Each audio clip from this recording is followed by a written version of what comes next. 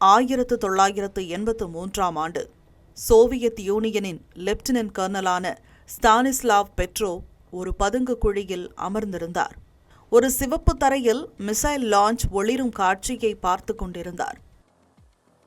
அது Soviet union மீது America 5 அணு ஆயுதங்களை ஏவியதாக தெரிவித்தது. இதுபோன்ற தகவலை உடனடியாக மேலதிகாரிகளிடம் தெரிவிக்க வேண்டும் என்று நெறிமுறை இருந்தபோதும் பெட்ரோவ் அதை செய்யவில்லை. ஒருவேளை தகவல் கொடுத்திருந்தால் நிச்சயமாக அமெரிக்கா மீது சோவியத் யூனியன் தீவிர பழிவாங்கும் தாக்குதல்களை நடத்தியிருக்கும். அமெரிக்க இராணுவத்தின் முதல் தன்னாட்சி ஆயுத கொள்கையை எழுதிய பென்டகன் குழுவை வழிநடத்திய முன்னாள் இராணுவ ரேஞ்சர் பால் ஷார்ரே இந்த சம்பவம் குறித்து பெட்ரோவின் இடத்தில் ஒரு ஏஐ அசிஸ்டன்ட் இருந்திருந்தால் என்ன செய்திருப்பார் என்று ஒரு திகிலூட்டும் கேள்வியை கேட்டுள்ளார்.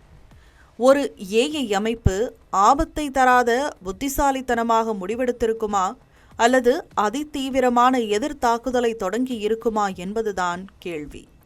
சமீபத்தில் செயற்கை நுண்ணறிவுடன் இயங்கும் புரோபெஸ்னிக் ஏவுகணையும் பொசைடன் அணு ஆயுத நீர்மூழ்கி ட்ரோனையும் ரஷ்யா வெற்றிகரமாக சோதனை செய்துள்ளது. கடந்த 30 ஆண்டுகளாக நிறுத்தி வைத்திருந்த அணு ஆயுத சோதனையை மீண்டும் நடத்த அமெரிக்க அதிபர் ட்ரம்ப் உத்தரவிட்டதை தொடர்ந்து புதிய அணு ஆயுத போட்டி ஏஐ தொழில்நுட்பங்களுடன் தொடங்கியுள்ளது. உலகிலேயே அமெரிக்கா, ரஷ்யா, சீனா, பிரிட்டன், பிரான்ஸ், இந்தியா, பாகிஸ்தான் ஆகிய நாடுகளிடம் அணு ஆயுதங்கள் உள்ளன. இஸ்ரேல் மற்றும் வடகொரியாவிடம் அணு ஆயுதங்கள் இருந்தாலும் அவை வெளிப்படையாக உறுதிப்படுத்தப்படவில்லை. சிப்ரியின் அறிக்கையின்படி உலகில் மொத்தம் 13,000 அணு ஆயுதங்கள் உள்ளன. அவற்றில் இந்த ஆண்டு வரை ரஷ்யாவிடம் சுமார் 6,000 அணு ஆயுதங்களும், அமெரிக்காவிடம் 5,400 அணு ஆயுதங்களும், சீனாவிடம் சுமார் 600 அணு ஆயுதங்களும் உள்ளன. இந்த சூழலில் ஏஐயால் இயங்கும் அணு ஆயுதங்களை உருவாக்கும் அதே வேளையில் ஏஐயால் கண்டறிதல், கண்காணிப்பு மற்றும் இடைமறிப்பு ஆகிய கருவிகளை ரஷ்யா, அமெரிக்கா மற்றும் சீனா ஆகிய நாடுகள் உருவாக்கி வருகின்றன. பாதுகாப்பு அங்கீகாரம் மற்றும் முடிவெடுக்கும் திறனுடன் கூடிய ஏஐ ஒருங்கிணைப்பை அமெரிக்கா தனது அணுசக்தி துறையில் கொண்டு வந்துள்ளது. சீனாவும் அணுசக்தி ஆயுதங்களை நிர்வகிக்கவும், கட்டளை, கட்டுப்பாடு, விநியோகம் மற்றும் முடிவு செய்யவும் ஏஐ தொழில்நுட்பத்தை பயன்படுத்த தொடங்கியுள்ளது. பாதுகாப்பு துறையில் சைபர் மற்றும் மின்னணு போரில் குறிப்பிடத்தக்க பங்கு வகிக்கும் ஏஐ இப்போது அணு ஆயுத போரிலும் ஆதிக்கம் செலுத்த தொடங்கியுள்ளது.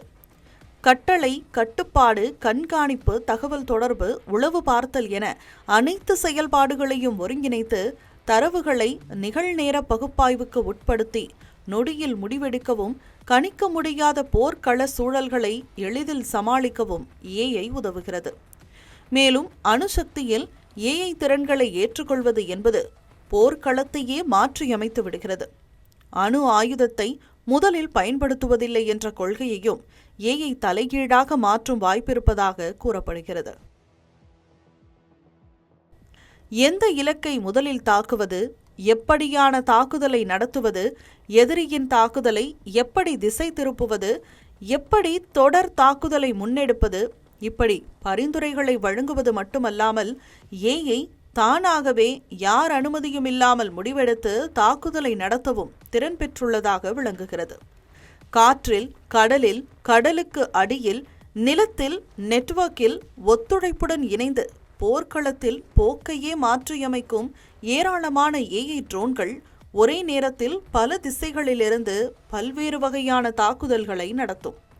ஒவ்வொரு பக்கத்திலும் 100 வீரர்களும் 50 பந்துகளும் கொண்ட ஒரு கால்பந்து விளையாட்டைப் போல போர்க்களம் சமாளிக்க முடியாததாக இருக்கும். இதில் அணு ஆயுதங்களும் ஏஐயின் கையில் கட்டுப்பாட்டில் வந்தால் விளைவுகள் மிகவும் மோசமானதாக இருக்கும் என்று கூறப்படுகிறது. அணு ஆயுதத்தை பயன்படுத்தும் அங்கீகாரத்தில் ஏஐயை நேரடியாக இணைந்திருப்பது குறித்து எந்த அணுசக்தி நாடும் இதுவரை வெளிப்படையாக தெரிவிக்கவில்லை. ஆனால் அதற்கான முழு முயற்சியில் சீனா, ரஷ்யா, அமெரிக்கா ஆகிய அணுசக்தி நாடுகள் மறைமுகமாக முயற்சி செய்து வருகின்றன.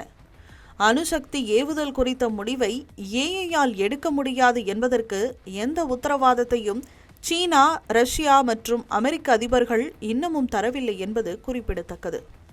ஒரு நாட்டின் இராணுவத்தை ஏஐ முழுமையாக ஒருங்கிணைக்கும் போது மனிதர்களால் பதிலளிக்க முடியாத அளவுக்கு போர் நடவடிக்கைகளின் வேகம் அதிவேகமாக இருக்கும்.